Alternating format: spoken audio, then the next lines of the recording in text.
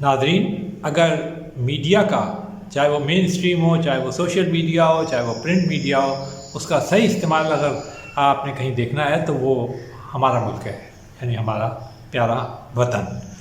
یہاں پر جس طرح میڈیا کو استعمال کیا جا رہا ہے، اور کیا جا رہا ہے، سے میری مراد یہ نہیں کہ آج کیا جا رہا ہے یا سال بھر پہلے کیا جا رہا ہے، گزشتہ سمجھ لیں آپ کوئی 7-8 سال ہو گئے ہیں اسے استعمال کیا جا رہا ہے۔ وہ جو ہے وہ تمام دنیا کے لیے ایک مثالی بن گیا ہے۔ اس کی سب سے بڑی خصوصیت یہ ہے کہ الزامات لگانا، جسے پہلے ہم تہمت لگانا کہتے تھے۔ آپ کسی پہ بھی کسی طرح بھی چاہیں آپ اس پہ الزام لگا دیں، کچھ بھی کہہ دیں، اس نے کوئی لفظ کہا اس کو پکڑ لیں، اس کے اوپر شروع ہو جائیں۔ اگر اس نے کوئی تقریر کی تو اس کا کوئی حصہ نکال لیں، اس کے اوپر آپ شروع ہو جائیں۔ اگر اس نے کوئی لفظ لکھا تو اس کے اوپر شروع ہو جائے، کسی کو یہاں سے ملا دیں، کسی کو وہاں سے جوڑ دیں۔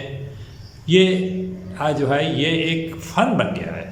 اچھا، جب اس قسم کے الزامات پھر لگائے جاتے ہیں جو کہ مطلب موجود ہی نہ ہو، جن کا وجود ہی نہ ہو، تو اس کو ہمارے یہاں انکشاف کہا جاتا ہے۔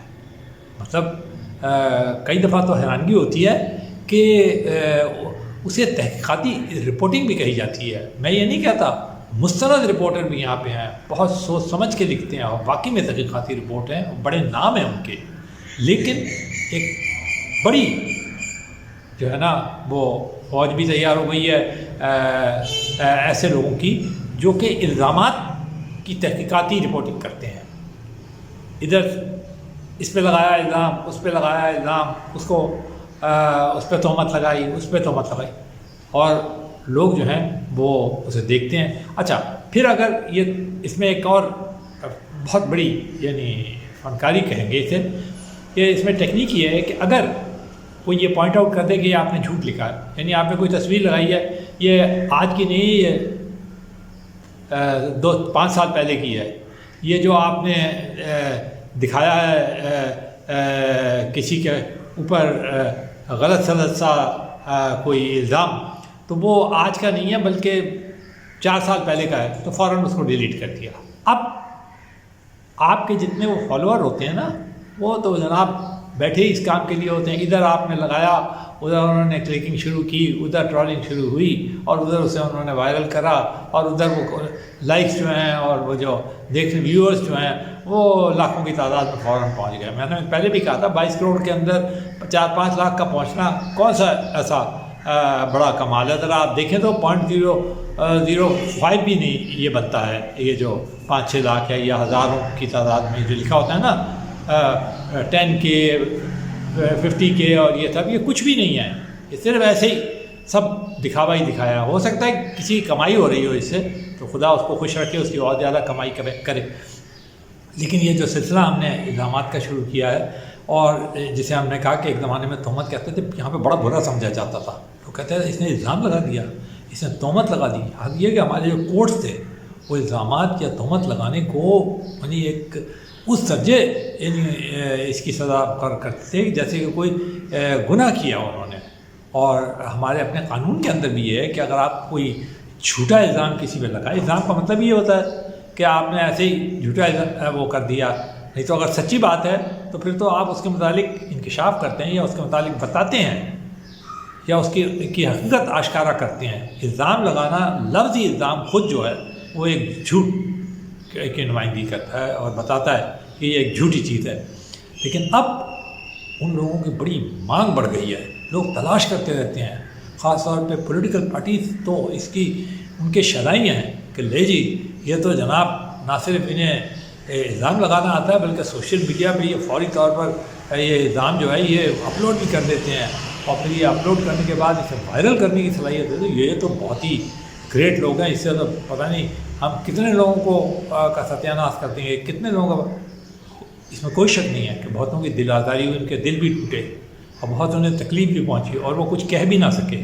کچھ لوگوں نے منہ توڑ جواب بھی دیے، کچھ لوگ، لیکن ہمیں ایک صاحب، پھر ہم ریپیٹ کریں گے، ہم پہلے ہی بتا چکے، لندن میں ایک صاحب ہیں، انہوں نے پاکستانی چینلز جن کے اوپر بڑے بڑے نام جو اینکرز ہیں اور ٹاک شوز میں آتے ہیں، ان کے اوپر وہاں پر ڈیفیمیشن یعنی بدنام کرنے کا، ڈیفیم کرنے کا الزامات لگائے برطانیہ کے کورٹس میں، اور انہیں لاکھوں ڈالر انہوں نے اس طرح کمائی۔ ایک زمانے میں تو یکا بعد دیگرے ہر دوسرے مہینے وہ کبھی $1,00,000 کما رہے تھے، کبھی $50,000 کما رہے تھے، کبھی کچھ کما رہے تھے۔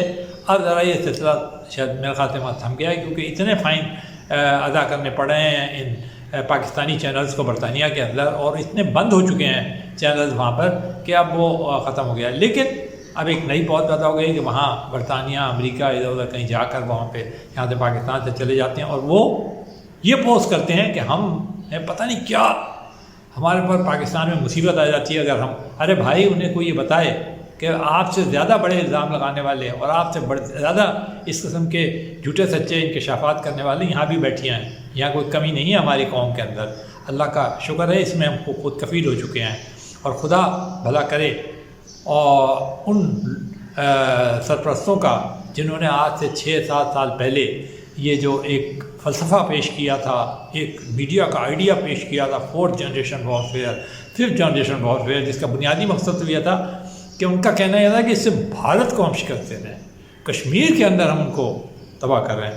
وہاں تو کچھ نہیں ہوا، وہاں تو آپ کو پتہ ہی ہے کیا ہوا ہے کہ آج کشمیر کی جو پوزیشن ہے وہ یہ ہے کہ جناب انڈیا کے بقول، اور انڈیا کے وہ تو انہوں نے وہ کانسٹیٹیوشن کی شکل ختم کر دی اور ضم کر دیا ہے کو ہم پاکستانی حکومت اس کا مسترد کرتی ہے اور قطعاً مانتی نہیں ہے، لیکن انہوں نے کر تو دیا ہے۔ آپ نے 4th generation, 5th generation, 6th generation warfare لڑ کے دیکھ لی تو اس کا نتیجہ دیکھا آپ نے کیا نکلا؟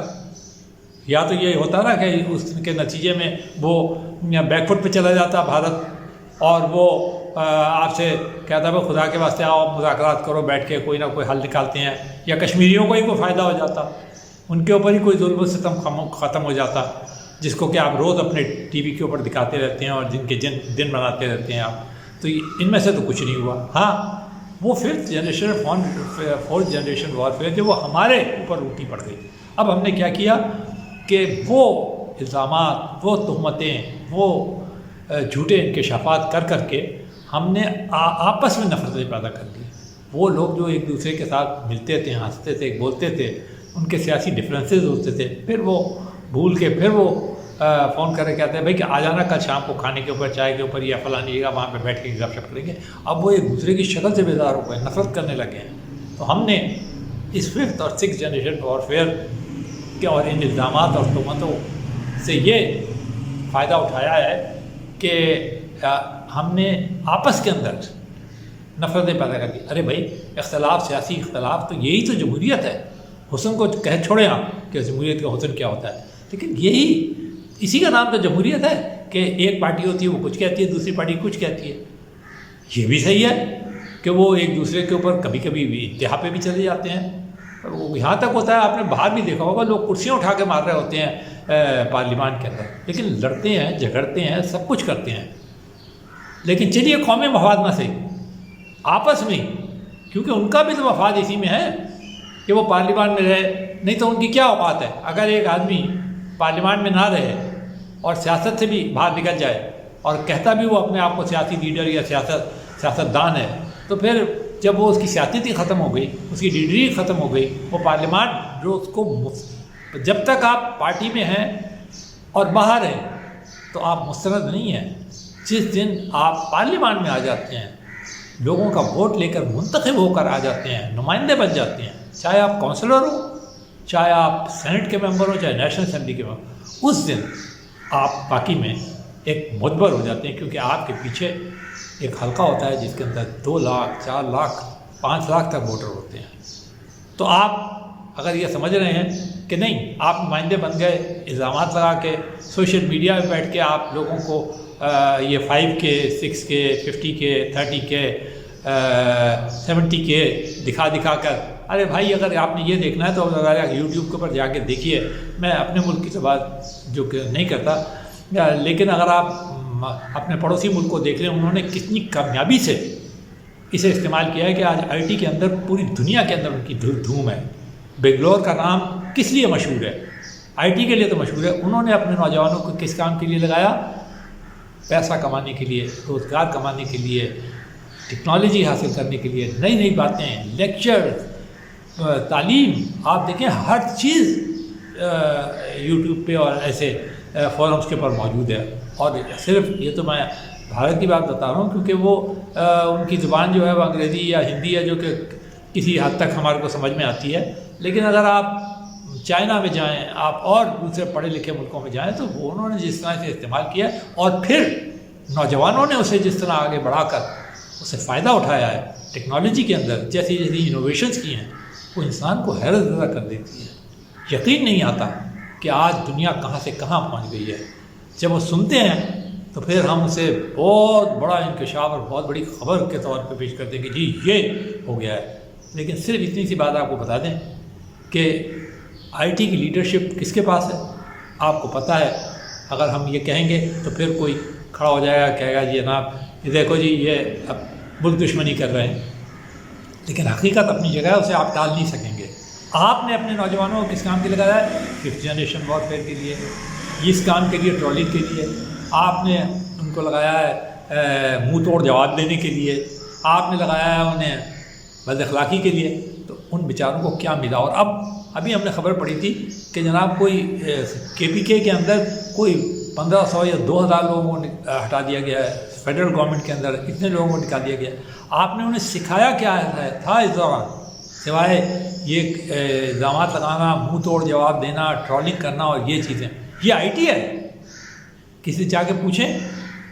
انوویشن سکھائی تھی, کریٹیوٹی سکھائی تھی اور دوسرے طریقے سکھائے تھے انہیں.